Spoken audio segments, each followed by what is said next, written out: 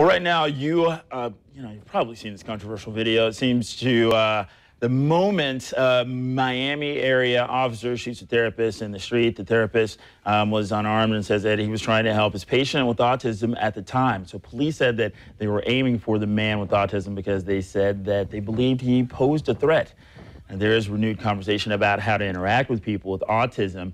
Joining us now is mental health expert Dr. Andrew Sherbarth. Dr. Sherbarth, so let's just kind of start off with this. First off, how do you recognize that you are dealing with someone who does have autism? Yeah, well, I mean, there's a number of various different things. One is there's verbal deficits, so difficulty like understanding what is told to them, difficulty expressing their viewpoint, socially, generally considered to be kind of like socially awkward or unfitting behavior. Mm-hmm. In this sort of a circumstance, well then, he didn't quite understand fully what needed to happen from what the police was telling him, and he definitely wasn't engaging in socially appropriate behavior necessarily. I mean, he was playing with a toy, mm-hmm. A 23-year-old man, and is doing a little bit of body rocking and mm-hmm. Things of that sort. Mm-hmm. And then, of course, with his verbal deficits and his social deficits, well, then it created, a lot of distress for him, because here's this instruction, hey, lay down on the ground, mm-hmm. On your belly. The therapist noticed that he wasn't catching on to the social implications here, and was like, hey, okay. Just lay down on your belly. And then, of course, he became verbally aggressive, mm-hmm.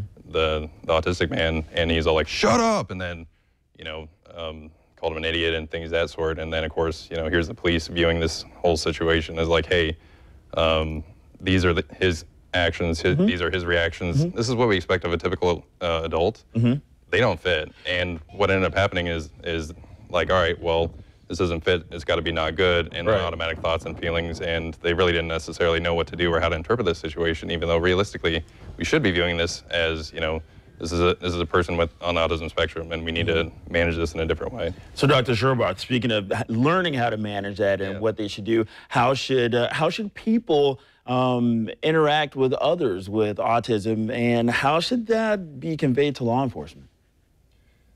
Good idea. Well, especially if they have a behavior therapist or somebody with mm-hmm. them, and if things are kind of beginning to escalate, it can definitely be very scary for people who see that, because they see somebody yelling, mm-hmm. like, oh, hey, I mean, what's this going to turn into? Mm-hmm. I would say, don't automatically assume that it is, especially if they're with a behavior therapist, that it's going to escalate necessarily into physical aggression or like property destruction or anything of that sort.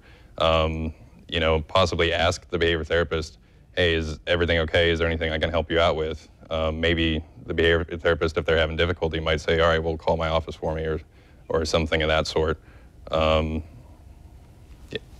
So we have a minute left. How do you want to wrap this up? What's the big takeaway for people as well as law enforcement? I mean, right. Well, I really think that it's important for us all to begin like a lot of conversations at Keystone. We'd like to make sure that we offer suggestions to individuals in the community, as well as first responders, mm-hmm. to be able to help make sure that something of this sort doesn't ever happen again. I mean, there's all kinds of things that can be done, including like acting calmly, mm-hmm. because instructions that are very stern, very loud, they tend to set off the fight or flight system. And the very last thing that I want anybody to do, if mm-hmm. I'm giving them an instruction, mm-hmm. is to be ready to fight me or run away. Making sure that, given the verbal deficits, that we're having short, clear, concise instructions, maybe with some nonverbal prompts, like hand it to me, set it down, that kind of thing. And then going to non-lethal responses first in the event that it's decided something needs to happen here.